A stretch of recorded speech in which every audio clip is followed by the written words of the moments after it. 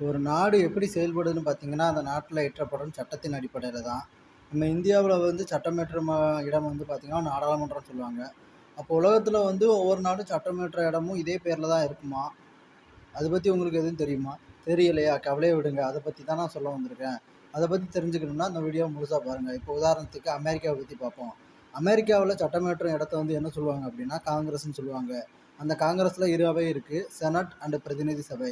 இதுல செனட்டுங்கிறது வந்து மேலவைன்னும், பிரதிநிதி சபைங்கிறது வந்து கீழவைன்னு சொல்லுவாங்க. செனட்ல வந்து ஒரு மாகாணத்துல 2 பேருங்கிறதுல 100 உறுப்பினர்களும், சென பிரதிநிதி சபையில வந்து அந்த மக்கள் தொகைக்கு அடிப்படையில மொத்தம் வந்து 437 உறுப்பினர் இருக்காங்க. இவங்க கொண்டு வரக்கூடிய சட்டங்கள இயற்றி தான் அந்த அமெரிக்காவுல வந்து சட்டத்த ஃபாலோ பண்றாங்க. இந்த சட்டங்கள் இந்த 2 அவையிலயும் இயற்றப்பட்டாலும், அங்க அமெரிக்காவின் ஜனாதிபதியின் ஒப்புதல் பெற்றா மட்டும் தான் அந்த மசோதா வந்து முழுமையான சட்டமா இயற்றப்படும். ஏன்னா, முழு அதிகாரமுமே அங்க உள்ள ஜனாதிபதிக்கு தான் இருக்கு.